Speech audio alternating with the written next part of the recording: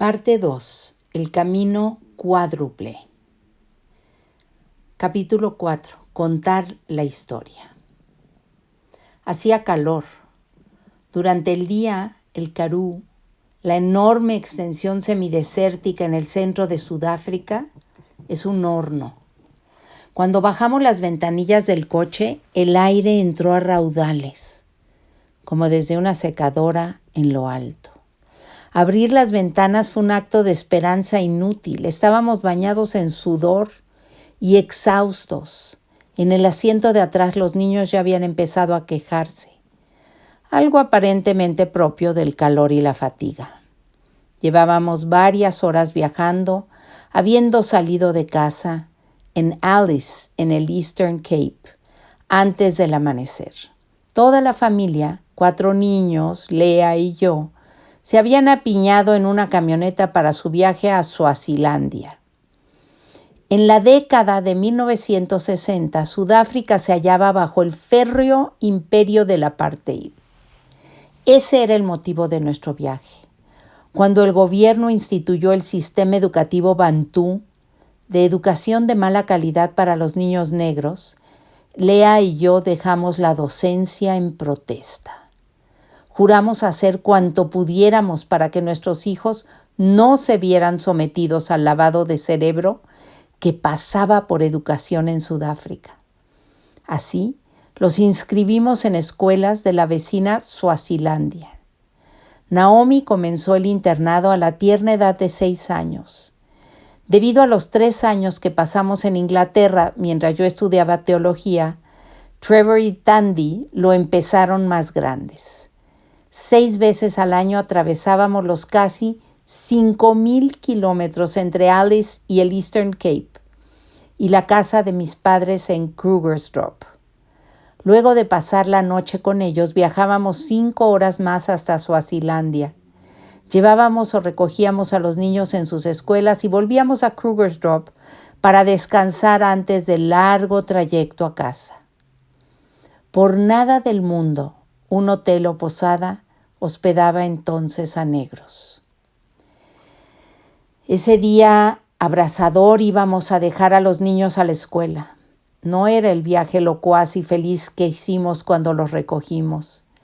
En estos trayectos a casa los niños derrochaban júbilo y noticias ante la emocionante perspectiva de las vacaciones. Este era el viaje de regreso y las ya cercanas despedidas arrojaban una tenue sombra sobre el ánimo de la familia. El calor añadía otra dimensión a nuestra desesperanza. De pronto vi al frente un letrero de Waltz Ice Cream que nos subió la moral. Casi sentí el delicioso, dulce y frío alivio mientras nos estacionábamos junto a la tienda. Bajamos del coche como pudimos. Yo empujé la puerta del pequeño establecimiento que era también una versión local de tienda de comida para llevar. El chico detrás de la caja registradora alzó la mirada. Agitó el pulgar. A los cafires se les atiende en la ventanilla. Vi la ventanilla en el muro, desde donde el contenido de la tienda era apenas visible. A ningún negro le estaba permitido pisar el sagrado recinto de esta tienda de pacotilla, salvo a las mujeres que trapeaban arrodilladas. Me consumió la ira, la pena de la separación inminente de nuestros hijos, la frustración y la fatiga del largo y sofocante viaje, la irritación por las quejas de los niños en el asiento trasero. Y ahora esto. Salí de la tienda dando un portazo. «¡Regresen al auto!», grité. Mi familia se subió de nuevo al coche, dando tumbos con arrugada cara de confusión, de vuelta al calor incontenible. Yo estaba furioso, y como tantos otros padres presa de frustración, perdí los estribos. Bajo mi cólera, sin embargo, ardía una herida fulgurante. Aquel fue un incidente menor, nada que hiciera estremecer el suelo, nadie había sangrado, no murió nadie. Pero aún ahora, cuando cuento esta historia, recuerdo la intensidad y hondura con que sentí ese agravio. Fue un dolor punzante que venía a sumarse a todos los demás de nuestra vida diaria bajo el apartheid. Estábamos tan acostumbrados a esos incidentes que en aquel momento yo no reparé en que debía perdonar al chico de la caja registradora. Las historias no siempre se cuentan de principio a fin. A veces ni siquiera sabemos que son historias. Sencillamente comenzamos a reunir las piezas, a dar sentido a nuestras experiencias. En el coche yo quería que mis hijos entendieran lo que nos acababa de pasar, pero antes tenía que hacer frente a mi desesperación. Si las familias no comparten sus experiencias, cada uno de sus miembros se abandonará a su dolor y se sentirá solo y aislado. Esto sucede cada vez que aparece una crisis o crueldad, lo que exige dar sentido a lo que pasó. Yo no quería que mis hijos se contaran a sí mismos la historia de supuesta inferioridad y desigualdad justificada que imperaba en esos remotos días. Así que les hablé de la dignidad y de que solo pueden quitárnosla si la cedemos. Este momento instructivo fue el modo en que también yo pude entender lo que nos acababa de ocurrir. Esa noche, habiendo dejado a los niños en la escuela, lo hablé con Lea. Ella había estado ahí y sabía que había sucedido, por supuesto.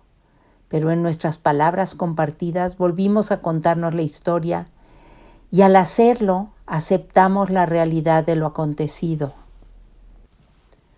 Todos experimentamos dolor. Esta es la parte ineludible del hecho de ser humanos. Agravio, ofensa, pérdida, daño, son aspectos inevitables de nuestra vida.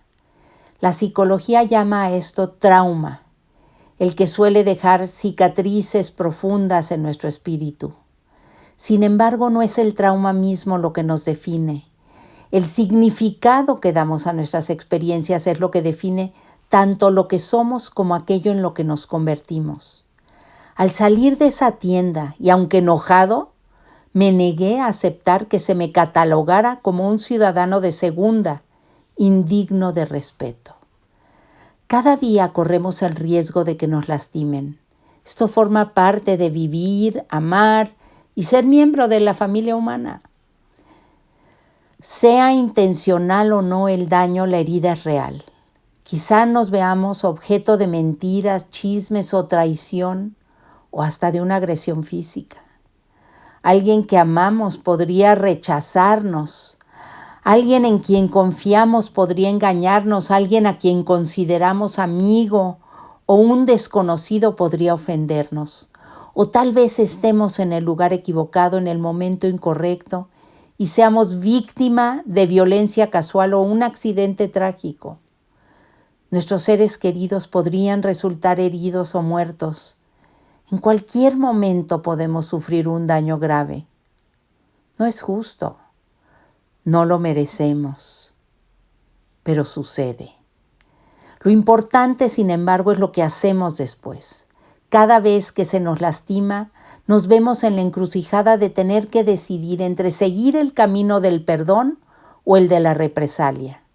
Aún en medio de una rabia, cólera justificada, aun si el dolor y la aflicción nos ciegan, aun si nuestro sufrimiento parece inmenso e injusto, debemos tomar una decisión. Podemos optar por las represalias y exigir ojo por ojo, en la falsa creencia de que esto remediará el daño inicial o servirá de bálsamo a nuestras heridas. O podemos aceptar, admitir que debemos dejar de creer que podemos cambiar el pasado. El viaje a la aceptación comienza en el dolor y termina en la esperanza. Si tú estás leyendo este libro es porque ya has tomado esa decisión y emprendido el camino. ¿Qué debes perdonar? ¿Cuál es la causa de tu dolor? ¿Cómo fuiste herido? Sea lo que sucedió, se quebró o perdió, solo podrás repararlo y reencontrarlo contando qué pasó.